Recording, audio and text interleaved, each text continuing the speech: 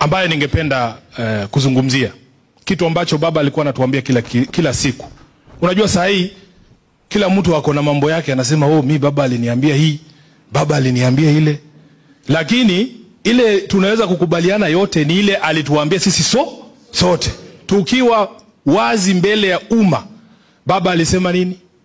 Alisema tunadhifishe chama chetu kwa ajili ya uchaguzi wa mwaka 2027 tuweze kutoa na sisi candidate wa kuchaguliwa mwaka 2027. Hiki chama mimi ninavyowajua nyinyi, ninavyowajua nguvu zenu, nimewaona bana. Nimewaona nyinyi mkipigana hapa wakati wa chaguzi ndogo kule Malindi, Mheshimiwa Party Leader, ilikuwa ni fujo.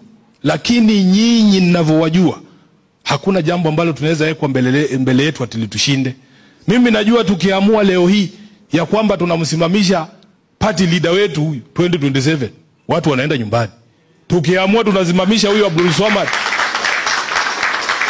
tukiamua tunasimamisha huyu Abdul Swamad ama deputy party leaders wale wengine wote, tutashinda huo uchaguzi.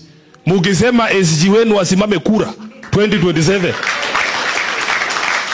hiyo uchaguzi tunashinda tena mapema. So nasikia kuna watu wanazunguka wakisema ati ni baba pekee alikuwa anaweza kuangusha wao kura. Kuna mjumbe hapa ametuambia mtoto wa Simba ni nini? Simba. Watashangaa sana. Jambo la pili, uhusiano tulioweka na serikali ya UDA. Mkataba huo baba mwenyewe aliwaambia mwenye kuandika ni nani? Mwenye kuandika ni nani? Sifuna, mimi huyu. Sasa wale ambao mlifanya fasaha katika shule, kuna mwandishi kwa mfano Chinua Achebe. Chinua Achebe ndio mwenye kuandika Things Fall Apart. Si mnajua? Wewe ukikutana na Chinua Achebe leo, unaweza kupingana na yeye ni nini iko kwa hiyo kitabu? Sasa kama mwenye kuandika huo mkataba, na ujua, na uelewa, najua ulikuwa ni wa nini, najua unasema nini na ni kipi haisemi. Niliandika hapo ndani mimi mwenyewe nikasema, this agreement does not constitute a coalition agreement with UDA. Iko hapo, Ruto alisign, baba alisign.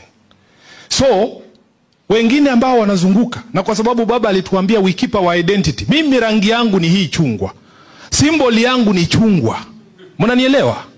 We must keep that identity.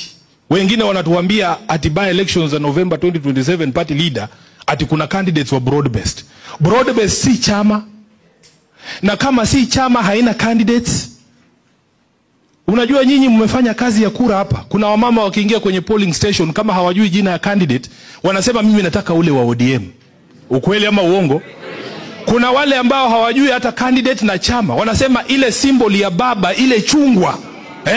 Mimi nataka ule wa chungwa. So mniambie kala ya broad base ni gani? Na symbol ya broad base ni gani? Mtu akitoka kule mashinani aseme anataka mtu wa broad base, unampeleka wapi? Hakuna candidate wa broad base. Broad base is not a party. It is not a party. It does not exist anywhere. So what we want us to understand, leaders should not bring confusion to voters unless wanataka hawa candidates wetu waanguke kura. Unless umetumwa uangushe watu kura. Pale magarini tukiingia, tunaingia kama wana ODM, wanachungwa.